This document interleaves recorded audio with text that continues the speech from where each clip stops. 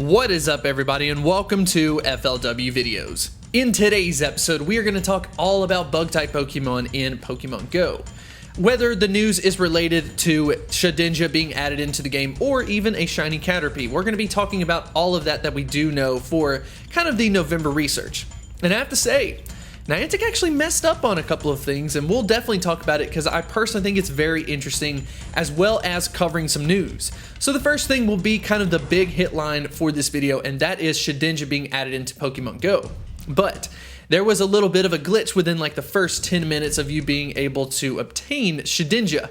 Believe it or not, some people actually encountered Moltres instead of Shedinja. I'm sure that they were very disappointed with that and kind of wondering like, well, if I don't catch it, maybe Pokemon Go will fix it and then it will become a Shedinja.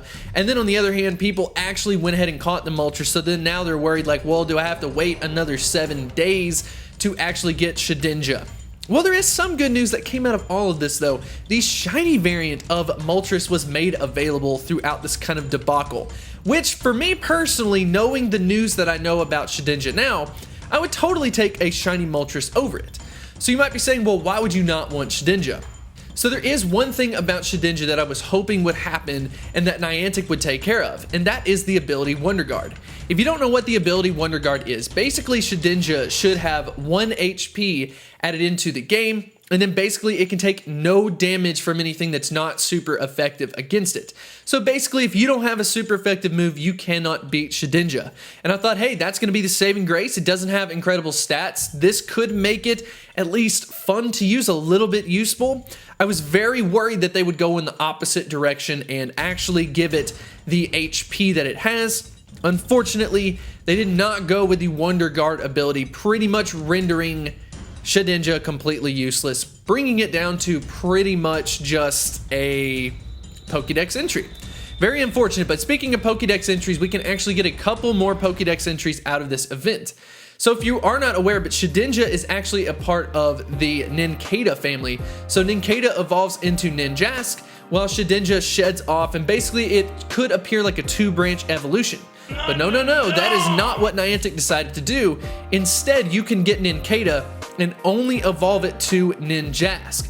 You can actually obtain it through some of the research tasks. I believe it's catching 5 bug type where you can basically do it that way. That's going to be the best way to gain up your candies as fast as possible and get yourself a Ninjask. Other than letting Shedinja take all of the limelight, there are a couple of other bug-type Pokemon who are threatening to steal some of the show. The first one is the Caterpie family gaining a new shiny variant. Yeah, that's right. Go ahead and check it out. We got Caterpie, Metapod, Butterfree. I'm personally very excited about having a shiny Butterfree, and I think it will be a lot of fun to go out and hunt. It's always fun to go out and hunt some of the new shinies. Hopefully we will get a little bit of an increased spawn for this. But these are not the only Pokemon that we can have a new shiny chance at. Up next is Pincer, and I have to say, out of all of this has to be my favorite thing added into the game as far as the bug type stuff is concerned. A shiny Pincer looks incredible. At first we were a little worried that it would just be related to the Safari Zone event, but it has been released worldwide, which is definitely cool. Of course, it's going to be a lot harder too because it isn't going to spawn as much, but for me personally, I'm very excited about that. And I definitely want to know in the comment section what you are most excited about. Is it getting yourself a Shedinja, the Shedinja family, a shiny Caterpie, a shiny Pincer? Go ahead and let me know in the comment section below. But having said that, I want to talk about probably the biggest disappointment of this event. So basically look at it this way.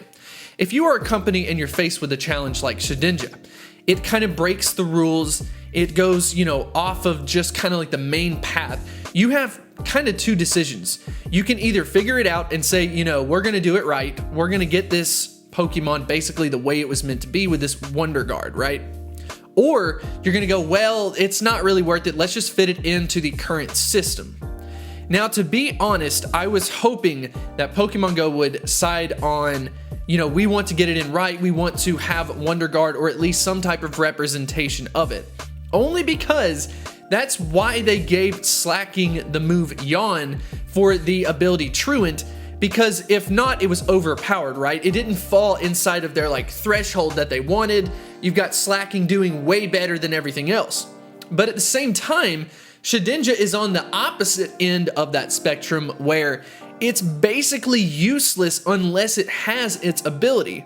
So I thought, you know, Niantic surely would want to include Wonder Guard, or at least some type of representation of that, so that we can get some type of use out of Shedinja, and it wasn't going to be just a plug and play.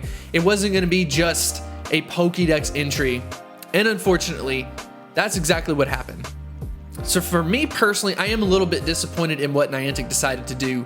This could have been one of the best Pokemon, especially for lower level players to have, where they could put it in, they could get credit for doing a raid while everyone else kind of carries it, because no joke, if you are a lower level player, there's kind of like a revive epidemic for some players where they try to go in, but their Pokemon are so low level that they're losing 20 or 30 when they go up against a legendary raid boss, and they just can't keep up with the revives, so they end up with a lot of Pokemon that, you know, end up not being healed. Shedinja would have been like the perfect answer for that, and it probably would have been a little bit usable, at least from that perspective, but unfortunately that's not what happened.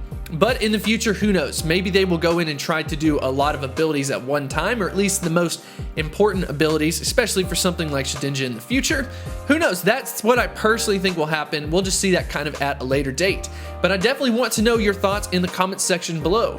And also, if you enjoyed this type of news related video, I don't really do this type of update, so definitely let me know if you enjoy it. If you did, be sure to like and subscribe, and I will see you next time.